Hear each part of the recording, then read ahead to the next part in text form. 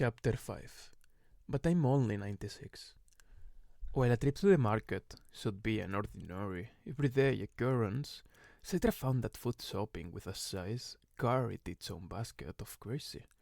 The moment the market doors parted for them and the three of them stepped in, the dread around them was enough to raise gooseflesh on Citra's arms. Nothing so blatant as gasps or screams. People were used to sights passing through their daily lives. It was silent, but pervasive, as if they had just accidentally strolled onto some theatrical stage and fooled the performance. Citra noticed that, in general, there were three types of people. First, the deniers. These were the people who forged on and pretended the Scythe wasn't there. It wasn't just a matter of ignoring him, it was actively, willfully denying his presence. It reminded Citra of the way very small children would play hide and seek, covering their own eyes to hide, thinking that if they couldn't see you, then you couldn't see them. Second, the escape artists. These were the people who ran away but tried to make it look as if they weren't. They suddenly remembered they forgot to get eggs, or began chasing after a running child that didn't actually exist. One shopper abandoned the cart, mumbling about a wallet he must have left at home, despite an obvious bulge in his back pocket. He hurried out and didn't come back. Third, the Scythe's pets. These were the people who went out of their way to engage the Scythe and offer him something, with the secret, not so secret, hope that he might grant them immunity, or at least glean the person to the right instead of them someday. Here, your honor, take my melon. It's bigger, I insist. Did these people know that such sycophantic behavior would make a Scythe want to glean them even more? Not that Citra would want to level a death penalty for such a thing, but if she were given a choice between some innocent bystander and someone who was being nauseatingly obsequious about their produce, she'd choose the melon giver. There was one shopper who didn't seem to fit the other three profiles, a woman who actually seemed pleased to see him. "Good morning, Size Faraday," she said as they passed her near the deli counter, then looked at Citra and Rowan, curious. "Your niece and nephew?" "Hardly," he said, with a bit of disdain in his voice for relatives Citra had no interest in knowing about. "I've taken apprentice." Her eyes widened a bit. "Such a thing," she said in a way that made it unclear whether she thought it a good or a bad idea. "Do they have a penchant for the work?" "Not the slightest," she nodded. "Well then, I guess it's alright. You know what they say. Have not a hand in the blade with abandon." The Scythe smiled. "I hope I can introduce them to your strudel sometime." She nodded at the two of them. "Well, that goes without saying." After she had moved on, Size Faraday explained that she was a long-time friend. "She cooks for me from time to time, and she works in the coroner's office. In my line of work, it's always good to have a friend there." "Do you grant her immunity?" Citra asked. Rowan thought the Scythe might be indignant at the question, but instead he answered, "The Scythedom frowns upon those who play favorites, but I've found I can grant her immunity on alternate years without raising a red flag." "What if another Scythe gleans her during the off years?" "Then I shall attend her funeral with heartfelt grief," he told them. As they sobbed, Citra chose some snacks that the Scythe eyed dubiously. "Are these really necessary?" he asked. "Is anything really necessary?" Citra responded. Rowan found it amusing how Citra gave the Scythe attitude, but it worked. He let her keep the chips. Rowan tried to be more practical, picking out staples like eggs, flour, and various proteins and side dishes to go with them. "Don't get chicken eye tenders," Citra said, looking at his choices. "Trust me, my mother's a food synthesis engineer. That stuff's not actual chicken. They grow it in a petri dish." Rowan held up another bag of frozen protein. "How about this? Stick? Sure, if you like plankton pressed into meat shapes." "Well then, maybe you should pick your own meals instead of grabbing sweets and snacks." "Are you always this boring?" she asked. "Didn't he say we have to live as he lives? I don't think cookie dough ice cream is a part of his lifestyle." She sneered at him, but switched out the flavor for vanilla. As they continued to sob, it was Citra who first noticed the suspicious-looking things who seemed to be tracking them through the store, lingering behind them, trying to look like they were just shopping. They were probably unsavories, people who found enjoyment in activities that bordered on the fringe of the law. Sometimes unsavories actually broke the law in minor ways, although most lost interest eventually because they were always caught by the Thunderhead and reprimanded by peace officers. The more troublesome offenders were tweaked with shock nanites in their blood, just powerful enough to deter any scoffing of the law. And if that didn't work, you got your own personal peace officer 24/7. Cetra had an uncle like that. He called his officer his guardian angel and eventually married her. She tugged on Rowan's sleeve, bringing the unsavories to his attention, but not to Scythe's Faraday's. Why do you think they're following us? They probably think there's going to be a gleaning and they want to watch, suggested Rowan, which seemed a likely theory. As it turned out, however, they had other motives. As the three of them waited in the checkout line, one of the unsavories grabbed Scythe's Faraday's hand and kissed his ring before he could stop him. The ring began to glow red, indicating his immunity. "Ha!" said the unsavory, puffing up at his strategic triumph. "I've got immunity for a year, and you can't undo it. I know the rules." Scythe's Faraday was unfazed. "Yes, good for you," he said. "You have 365 days of immunity." And then, looking at him in the eye, said, "And I'll be seeing you on day 366. Suddenly, the teen's smug expression dropped, as if all the muscles that held up his face failed. He stuttered a bit, and his friend pulled him away. They ran out of the store as fast as they could. "Well played," said another man in line. He offered to pay for the Scythe's groceries, which was pointless, because Scythes got their groceries for free anyway.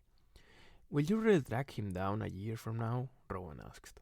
The Scythes grabbed a roll of breath mints from the rack. "Not worth my time. Besides, I've already meted out his punishment. He'll be worried about being gleaned all year. A lesson for both of you. A Scythe doesn't have to follow through on a threat for it to be effective." Then, a few minutes later, as they were loading the grocery bags into a public car, they decided to look across the parking lot. "There," he said. "You see that woman? The one who just dropped her purse?" "Yeah," said Rowan. Sage Faraday pulled out his phone, aimed the camera at the woman, and in an instant, information about her began to scroll on screen. Naturally 96 years of age, physically 34, mother of 9, data management technician for a small shipping company. "She's off to work after she puts away her groceries," the Scythe told them. "This afternoon, we'll go to her place of business and glean her." Saita drew in an audible breath, not quite a gasp, but close. Rowan focused on his own breathing, so he didn't telegraph his emotions the way Saitra had. "Why?" he asked. "Why her?" The Scythe gave him a cool look. "Why not her? You had a reason for gleaning Cole Whitlock." "Who?" Saitra asked. "A kid I knew at school when I first met our honorable Scythe here." Faraday sighed. "Fatalities in parking lots made up 1.25% of all accidental deaths during the last days of the age of mortality. Last night, I decided I would choose today's subject from a parking lot." "So, all this time while we were shopping, you knew it would end with this?" Rowan said. "I feel bad for you," said Citra. "Even when you're food shopping, death is hiding right behind the milk." "It never hides," the Scythe told them with a wild weariness that was hard to describe. "Nor does it asleep. You'll learn that soon enough." But it wasn't something either of them was eager to learn. That afternoon, just as the Scythe had said, they went to the shipping company where the woman worked, and they watched just as Rowan had watched Cole's cleaning. But today, it was a little more than mere observation. "I have chosen for you a life-terminating pill," Scythe Faraday told the speechless, tremulous woman. He reached into his robe and produced a small pill in a little glass vial. "It will not activate until you bite it, so you can choose the moment. You need not swallow it, just bite it. Death will be instantaneous and painless." Her head shook like a bobblehead dot. May, may I, may I call my children? Says Faraday sadly, shook his head. No, I'm sorry, but we shall pass on any message you have to them. What would it hurt to allow her to say goodbye? Scythe asked. He put up his hand to silence her and handed the woman a pen and piece of paper. Say all you need to say in a letter. I promise we shall deliver it. They waited outside of her office. Scythe's Faraday seemed to have infinite patience. What if she opens a window and decides to splat? Rowan asked. Then her life will end on schedule. It would be a more unpleasant choice, but the ultimate result is the same. The woman didn't choose to splat. Instead, she led them back into the room, politely handed the envelope to Scythe Faraday, and sat down at her desk. I'm ready. Then Scythe Faraday did something they didn't expect. He turned to Rowan and handed him the vial. Please, place the pill in Mrs. Becker's mouth. Who? Me? Scythe Faraday didn't answer. He simply held the vial out, waiting for Rowan to take it. Rowan knew he wasn't officially performing the cleaning, but to be an intermediary, the thought was debilitating. He swallowed, tasting bitterness as if the pill were in his own mouth. He refused to take it. Scythe Faraday gave him a moment more, then turned to Citra. You, then. Citra shook her head. Scythe Faraday smiled. Very good, he told them. I was testing you. I would not have been pleased if either of you were eager to administer death. At the word death, the woman took a shuddering breath. Scythe Faraday opened the vial and carefully removed the pill. It was triangular, with a dark green coating. Who knew death could arrive so small? But I'm only 96, the woman said. We know, the Scythe told her. Now, please, open your mouth. Remember, it's not to swallow. You must bite it. She opened her mouth as she was told, and Scythe Faraday placed the pill on her tongue. She closed her mouth, but didn't bite it right away. She looked at each of them in turn. Rowan, then Citra, then finally settled her gaze on Scythe Faraday. Then the slightest crunch, and she went limp. Simple as that, but not so simple at all. Citra's eyes were moist. She pressed her lips together. As much as Rowan tried to control his emotions, his breath came out uneasily and he felt light-headed. And then Scythe Faraday turned to Citra. Check for a pulse, please. Who? Me? The Scythe was patient. He didn't ask again. The man never asked a thing twice. When she continued to hesitate, he finally said, This time, it's not a test. I actually want you to confirm for me that she has no pills. Citra reached up a hand to the woman's neck. Other side, the Scythe told her. She pressed her fingers to the woman's carotid artery just beneath her ear. No pills. Satisfied, Scythe Faraday stood. So, that's it? Citra asked. What were you expecting? Said Rowan. A chorus of angels? Citra threw him a half-hearted glare. But, I mean, it's so uneventful. Rowan knew what she meant. Rowan had experienced the electrical jolt that had taken his schoolmate's life. It was awful, but somehow this was worse. What now? Do we just leave her like this? Best not to linger, Scythe Faraday said, tapping something out on his phone. I've notified the coroner to come collect Mrs. Becker's body. Then he took the letters he had written and slipped it into one of the many pockets of his robe. You too shall present the letter to her family at the funeral. Wait, said Citra. We're going to her funeral? I thought you said it was best not to linger, said Rowan. Lingering and paying respects are two different things. I attend the funerals of all the people I claim. Is that a size rule? Rowan asked, having never been to a funeral. No, it's my rule, he told them. It's called common decency. Then they left. Rowan and Citra, both avoiding eye contact with the dead woman's co-workers. This, both of them realized, was their first initiation rite. This was the moment their apprenticeships had truly begun. Part 2. No laws beyond this. The Scythe Commandments. 1. You shall kill. 2. You shall kill with no bias, bigotry, or malice aforethought. 3.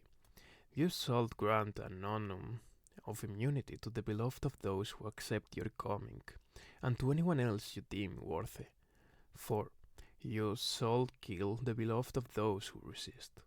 5. You shalt serve humanity for the full span of the days, and the family shall have immunity as recompense for as long as you live. 6. You shalt lead an exemplary life in word and deed, and keep a journal of each and every day. 7.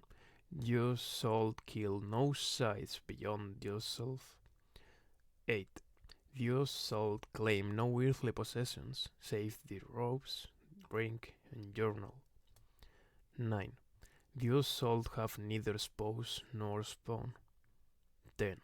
You shalt be beholden to no laws beyond this. Once a year, I fast and ponder the commandments. In truth, I ponder them daily, but once a year I allow them to be my soul's sustenance. There is genius in their simplicity. Before the Thunderhead, governments had constitutions and massive tomes of laws, yet even then they were forever debated and challenged and manipulated. Wars were fought over the different interpretations of the same doctrine. When I was much more naive, I thought that the simplicity of the Scythe's commandments made them impervious to scrutiny. From whatever angle you approach them, they look the same. Over my many years, I've been both bemused and horrified by how malleable and elastic they can be. The things we Scythes attempt to justify, the things that we excuse. In my early days, there were several Scythes still alive who were present when the commandments were formed. Now, none remain, all having invoked commandment number 7. I wish I would have asked them how the commandments came about, what led to each one, how did they decide upon the wording, were there any that were jettisoned before the final 10 were written in stone, and why number 10? Of all the commandments, number 10 gives me the greatest pause for thought, for to put oneself above all other laws is a fundamental recipe for disaster. From the Gleaning Journal of H.S. Curry. Chapter 6. Analogy of Scythes. The flight was on time, as usual. While weather couldn't entirely be controlled, it was easily diverted away from airports and out of flight paths. Most airlines boasted 99.9% on-time service. It was a full flight, but with the lavishly appointed seats of modern air travel, it didn't feel crowded at all. These days, flying was as comfortable as sitting in one's own living room, with the added perk of live entertainment. String quartets and vocal stylists soared across the skies with a cabin full of contented passengers. Air travel these days was far more civilized than in the age of mortality. It was now an exceptionally pleasant way to reach one's destination. Today, however, the passengers of Big Sky Air Flight 922 were on their way to a different destination than the one on which they had planned. The businessman was seated comfortably in seat 15C, an aisle seat. He always requested that seat, not out of superstition, but out of habit. When he didn't get 15C, he was cranky and resentful of whoever did. The company he ran, which was developing hibernation technology, would someday make the longest journeys seem to pass in a matter of minutes. But for now, he would be happy with Big Sky Air, as long as he got seat 15C. People were still filing on, taking their seats. He eyed the passengers moving down the aisle with mild disinterest, but only to make sure they didn't hit his shoulder with their purses and carry-ons as they passed. "Are you heading out or heading home?" asked the woman sitting beside him in 15A. There was no 15B, the concept of the B seat, where one had to sit between two other passengers, had been eliminated along with other unpleasant things, like disease and government. "Out," he told her. "And you?" "Home," she told him, with a heavy but relieved sigh. At 5 minutes to departure, a commotion up front caught his attention. A Scythe had entered the plane and was talking to flight attendant. When a Scythe wants to travel, any seat is fair game. The Scythes could displace a passenger, forcing them to take a different seat, or even a different flight if there were no other available seats. More unnerving, however, were tales of Scythes who gleaned the passenger from the seat they took. The businessman could only hope that this particular Scythe didn't have his sights set on seat 15C. The Scythe's robe was unusual, royal blue, speckled with glittering jewels that appeared to be diamonds, rather ostentatious for a Scythe. The businessman didn't know what to make of it. The age of the Scythe presented was late 30s, although that meant nothing. No one looked their true age anymore. He could have been anywhere from 30-something to 230-something. His hair was dark and well groomed. His eyes were invasive. The businessman tried to not catch his gaze as the Scythe looked down the aisle into the cabin. Then, three more Scythes appeared behind the first. They were younger, perhaps in their early 20s. Their robes, each in a different bright color, were also decorated with gems. There was a dark-haired woman in apple green speckled with emeralds, a man in orange speckled with rubies, and another man in yellow speckled with golden citrines. What was the collective word for a group of Scythes? An elegy, wasn't it? Odd that there would be a word for something so rare. In his experience, Scythes were always solitary, never traveling together. A flight attendant greeted the elegy of Scythes, and then, the second they were past her, she turned, left the plane, and ran down the jetway. She's escaping, thought the businessman. But then he banished the thought. She couldn't be. She was probably just hurrying to let the gate agent know of the added passengers. That's all. She couldn't be panicking. Flight attendants were trained not to panic. But then the remaining flight attendant closed the door, and the look on her face was anything but reassuring. The passengers began talking to one another, mumbling, a little bit of nervous laughter. Then the lead Scythe addressed the passengers. "Your attention, please," he said with an unnerving smile. "I regret to inform you that this entire flight has been selected for cleaning."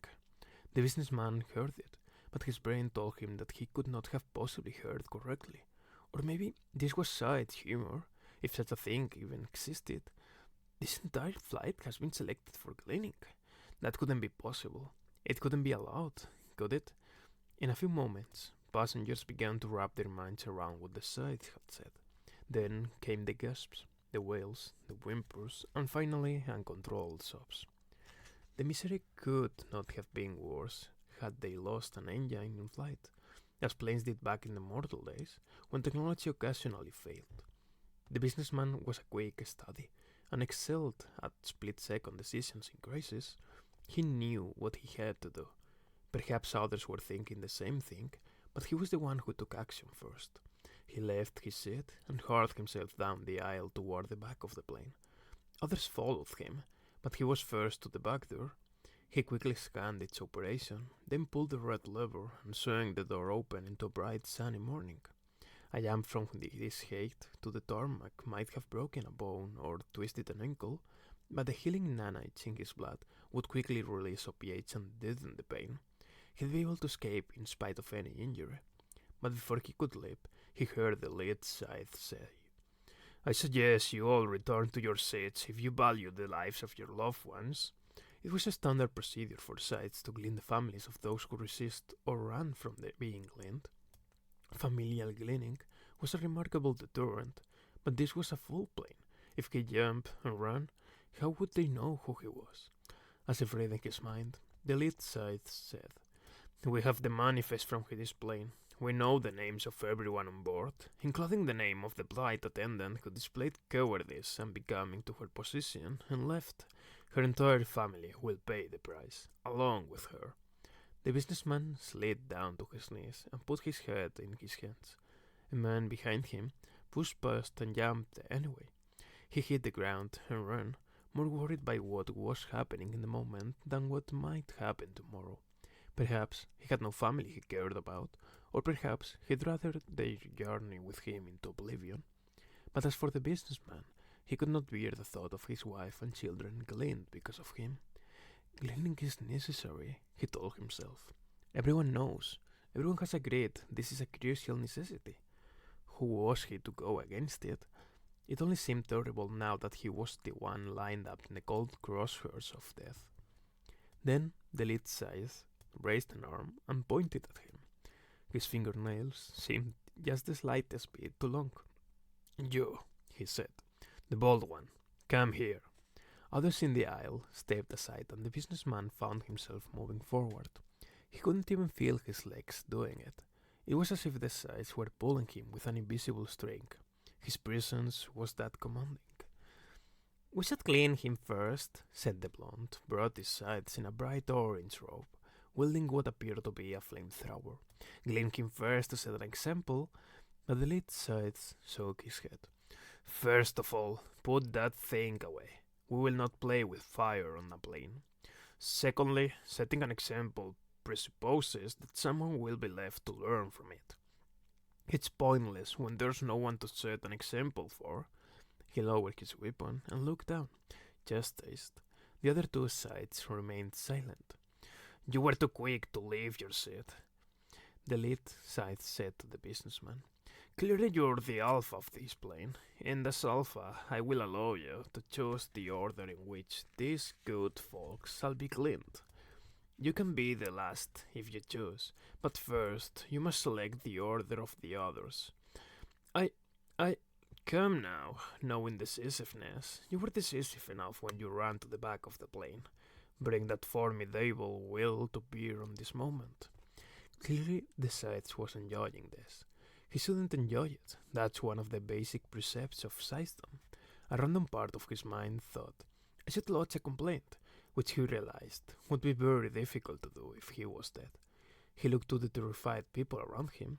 Now they were terrified of him. He was the enemy too, now. "We're waiting," said the woman in green, impatient to begin. "How," the man asked, trying to control his breathing, stalling for time. "How will you clean us?" The lead Scythe pulled back a fold of his robe to display an entire collection of weapons neatly concealed beneath. Knives of various lengths, guns, other objects that the man didn't even recognize. "Our method will be as our mood switches. Sans incendiary devices, of course. Now please, start choosing people so we may begin." The female Scythe tightened her grip on the handle of a machete and brushed back her dark hair with her free hand. Did she just actually lick her lips? This would not be a cleaning.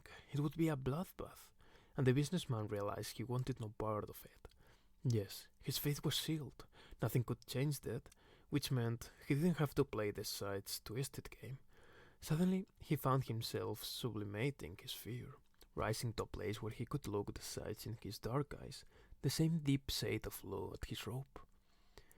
"No," the man said. "I will not choose, and I will not give you the pleasure of watching me squirm." Then he turned to the other passengers. "I advise everyone here to end your own lives before these Scythes get their hands on you. They take too much pleasure in it. They don't deserve their rank any more than they deserve the honor of cleaning you." The lead Scythe glared at him, but only for a moment. Then he turned to his three compatriots. "Begin," he ordered. The others drew weapons and began the awful cleaning. "I am your completion," the lead Scythe said loudly to the dying. "I am the last word of your lives well lived. Give thanks, and this farewell." The lead Scythe pulled out his own blade, but the businessman was ready. The moment the blade was drawn, he thrust himself forward onto it. A final, willful act, making death his own choice rather than the Scythe's. Denying the Scythes, if not his method, then his madness. In my early years, I wondered why it was so rare to catch a Scythe out of his or her robes and in common street clothes. It's a rule in some places, but not in Mid-America. Here, it is just an accepted practice, although rarely violated. Then, as I settled in, it occurred to me why it must be. For our own peace of mind, we Scythes must retain a certain level of separation from the rest of humanity.